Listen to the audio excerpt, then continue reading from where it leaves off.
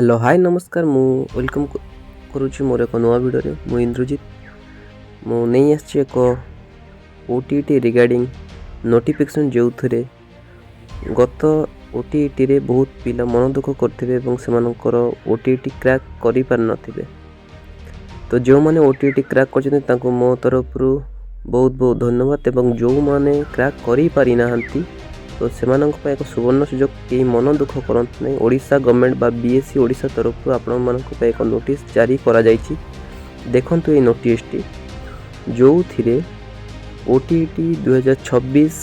रो जो latest notification जोटा Odisha government बा बीएससी ओडिशा तरफ आसी अछि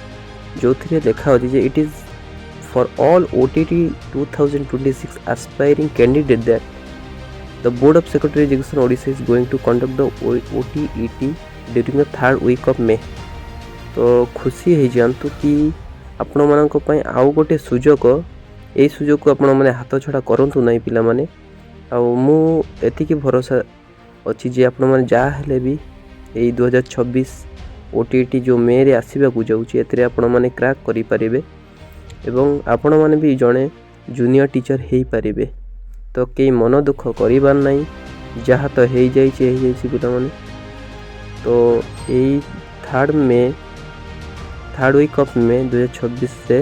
आपण माने लागी पड़ते एबेठू एवं यही एग्जाम को केमिति क्रैक करिवे ता भल से पाठ पढ़ा सहित मन देकी ए एग्जाम आपण क्रैक करि नियंतु एवं भविष्य रे जणे जूनियर टीचर बा असिस्टेंट टीचर हिसाब रे निजको तो से समस्ते निजको एक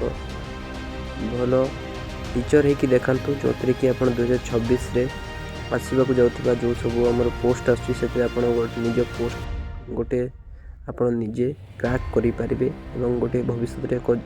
टीचर होकि आपण समाज रे आपण निजको प्रमाणित करें। तो एथिपाई कहीं मन दुख करिबार नहीं कहीं भविष्य रे बा निज जीवन में बहुत किछि हुए तो से सब टेंशन न नहीं कि आपण चेष्टा करंतु ये ओटीटी क्लियर करिया पई जे नूतन जो हमर आगो को आसीबा को जाउछि जो हमर जूनियर टीचर हो बा असिस्टेंट टीचर हो आपण माने मन लगे पाठ पढ़िबा सहित सेतरे कोन करिवे ना ए ओटीटी पई प्रिपेयर होंतु जो थरे कि आपण माने क्लियर करिवे एवं आसी जाइथिबा जो नोटिस भी यह भी सरकार को तरफ एक बहुत